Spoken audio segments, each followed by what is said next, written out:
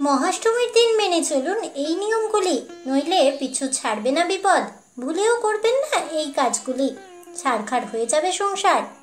মহাষ্টমীর দিন করুন এই সব কাজ, উপকার পাবেন হাতে নাতে। বন্ধুরা, মহাষ্টমীর দিন কোন কোন কাজ ভুলেও করবেন না সে সম্পর্কে জানতে হলে অবশ্যই ভিডিওটি স্কিপ না করে শেষ পর্যন্ত দেখতে থাকুন। নমস্কার বন্ধুরা, অজানার পথের নতুন পর্বে আপনাদের সকলকে স্বাগত জানাই। আর তো মাত্র হাতে গোনা কয়েকটা দিন, তারপরেই উৎসবের জোয়ারে ভাসবে বাঙালি। মাত্র 5টা দিনের জন্যই 360 দিনের অপেক্ষা বাঙালির, কারণ ওই 5 দিনেই হয় মায়ের বোধন থেকে বিসর্জন। তবে বাঙালির যেমন দুর্গাপুজো 5 দিনের, তেমনি অবাঙালিরা 9 দিন ধরে পালন করেন নবরাত্রি ব্রত। এই নবরাত্রিতে বিশেষভাবে গুরুত্বপূর্ণ হলো অষ্টমীর পুজোর দিন।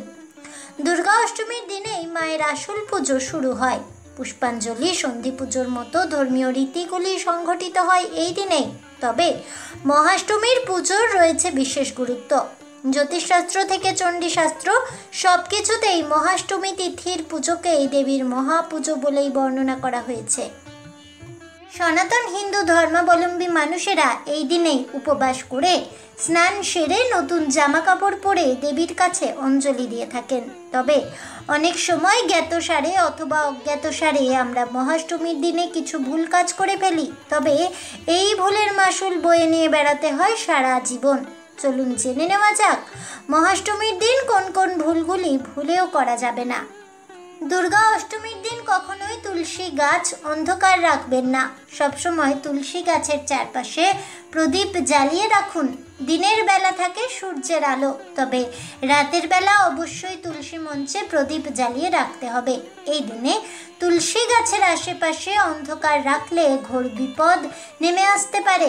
নেগেটিভ শক্তি প্রবেশ করতে পারে বাড়িতে, এতে ভেঙে পড়তে পারে বাড়ির আর্থিক অবস্থা। এদিনে মহিলাদের কালো, নীল এবং ধূসর বর্ণের পোশাক পরা একেবারেই উচিত নয়। এই 3টি বর্ণ এই দিন অশুভ বলেই গণ্য করা হয়। তাই মহাষ্টমীর দিন লাল, হলুদ, গোলাপি বা সবুজের মতো উজ্জ্বল রঙের কোনো পোশাক পরে তবেই অঞ্জলি দেওয়া উচিত। সারাদিন ধরে এমনই পোশাক পরে থাকুন। দুর্গা অষ্টমীর দিনে গৃহস্থের মঙ্গলের জন্য মাঙ্গলিক যজ্ঞের আয়োজন করতে পারেন। যে বাড়িতে দুর্গা পুজো হয় তারা অবশ্যই যজ্ঞের আয়োজন করুন। এতে বাড়ি শুদ্ধ হবে আর বাড়িতে ধনাত্মক শক্তি প্রবেশ করবে। এতে নবগ্রহ দোষ কেটে যায়, পরিবারে আসে সুখ, শান্তি ও সমৃদ্ধি। ধর্মীয় শাস্ত্র অনুযায়ী দুর্গা অষ্টমীর পুজো শেষ হওয়ার পর বিছানায় গা এলিয়ে দেবেন না, অর্থাৎ এই দিন ঘুমোনো নিষেধ। এতে এই দিনের উপবাস এবং মাতৃ সাধনার সমস্ত ফল নষ্ট হয়ে যায়। তাই দিনের বেলায় না ঘুমিয়ে দেবী দুর্গার পুজোর মাহাত্ম্য পাঠ করুন কিংবা দুর্গা মন্ত্র জপ করুন। এই দিন বাড়িতে কন্যা পুজো করতে পারেন। যারা নবরাত্রির উপবাস রাখেন তারা অবশ্যই কন্যা পুজো করুন। মহাষ্টমীর দিনে কন্যা পুজো করলে পরিবারে আসে সুখ, শান্তি ও প্রবল সমৃদ্ধি। মনে রাখবেন যে এই দিনে কুমারীরা বা কন্যা পুজো যারা করে তাদেরকে না খাওয়ানো পর্যন্ত উপবাস করতে হবে, নইলে এই দিন কন্যা পুজোর কোনো ফলই মিলবে না। আজ এ পর্যন্তই। জয় আদ্যাশক্তি মহামায়া দেবী দুর্গার জয় হোক।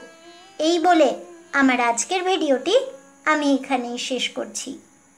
তাহলে বন্ধুরা, দুর্গাপুজোর মহা অষ্টমীর দিনে কোন কোন কাজগুলি করবেন এবং কোন কোন কাজগুলি করলে দেবী দুর্গা অত্যন্ত রুষ্ট হবেন, সে সকল তথ্য জানতে পেরে আপনাদের কেমন লাগলো অবশ্যই আমাকে কমেন্টে জানাবেন। ভিডিওটি ভালো লেগে থাকলে লাইক, শেয়ার করতে ভুলবেন না। আমার চ্যানেলের নতুন বন্ধু হয়ে থাকলে চ্যানেলটিকে সাবস্ক্রাইব করে দেবেন। পাশে থাকা বেল বাটনটি প্রেস করে রাখবেন নতুন ভিডিওর নোটিফিকেশন পাওয়ার জন্য। দেখা হচ্ছে পরের ভিডিওতে।